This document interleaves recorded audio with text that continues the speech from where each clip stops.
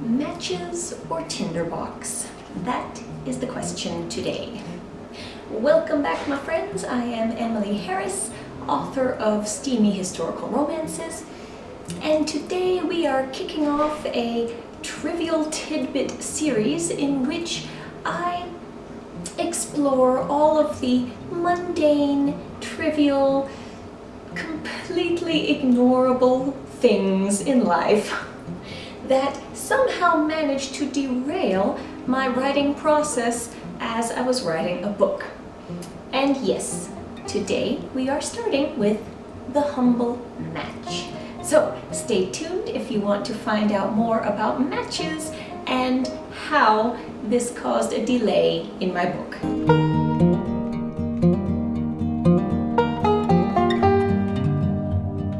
"This is ridiculous," Marissa declared as she rolled over yet again on the small mattress, this time giving in to the urge to reach for the tinder box and light the candle on the stand beside the bed.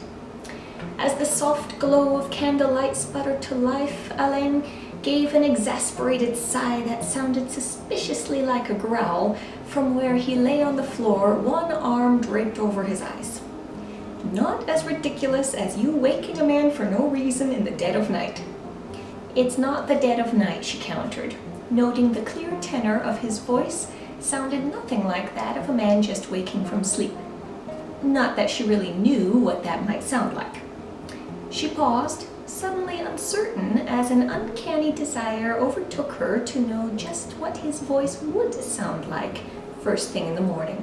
She pushed that unexpected thought aside and refocused on the one that had kept her tossing and turning since she'd first laid down.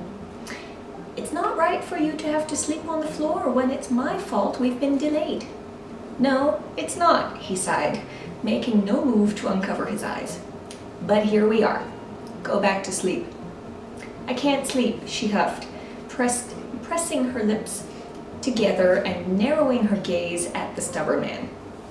"I hadn't noticed," he drawled, his words dripping with sarcasm. Marissa crossed her arms under her chest, beginning to rethink her attack of compassion. "There's no good reason why I can't sleep on the floor for one night. You ought to take the bed." "No good reason aside from I won't stand for it, you mean?" he responded.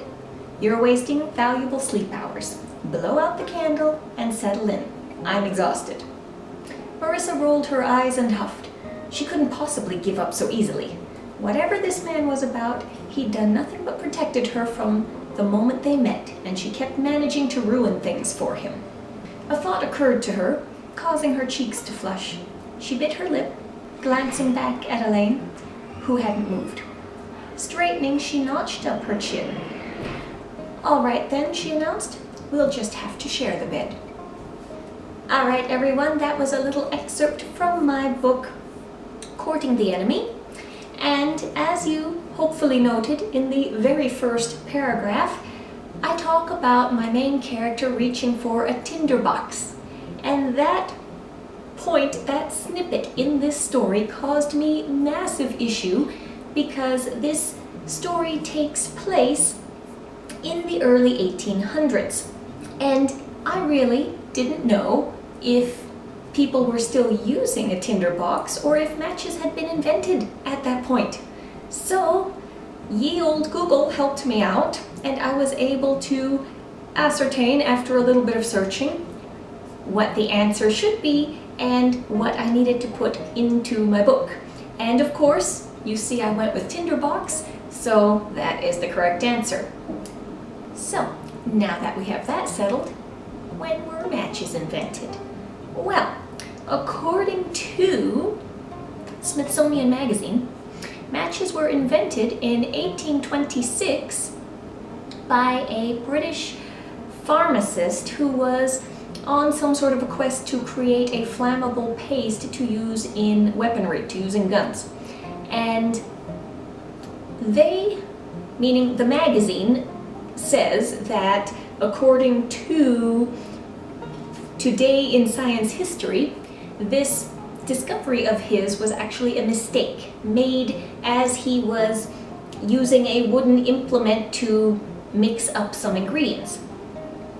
And in that process, of course, the wooden implement caught fire. So there you have it. 1826, we have the very first early rendition of a match, meaning you have a stick of wood, you put this paste on top of it, you can strike it against something and it will light.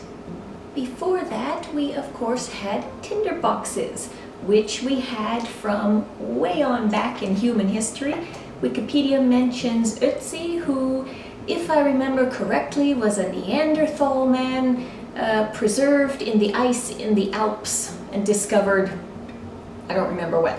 So you can see tinderboxes went back quite far. And what did a tinderbox consist of? Well, it was really nothing more than some sort of container in which whoever had it had some sort of flammable material.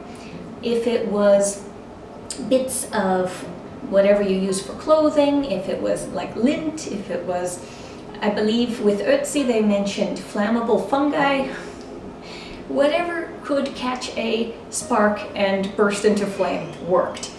And along with that, of course, you had something that would create that spark, usually pieces of pyrite. Similar, if you think of fool's gold, that's pyrite. And you would have to strike the pyrite to create a spark and then light whatever it is that you had that was flammable, using that in turn to light whatever you wanted to light, whether that was a candle, a fire, etc. So fire, as we know, is extremely necessary and useful to human beings. Therefore, we have had a long history of these tinder boxes. But as you might imagine, tinder boxes don't sound very convenient, do they? So it's not altogether surprising that our pharmacist, who was Mr. John Walker, by the way, would have been looking for some easier method to strike a match, or in this case, shoot a gun, because that's what human beings are always looking for, the best way to win a war, right? But hey, invention. So there you have it, our very first trivial tidbit, the humble match. I hope you enjoyed it.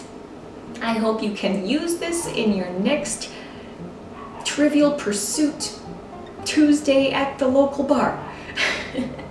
Because other than that, I'm not really sure what this information is good for other than just a little bit of fun.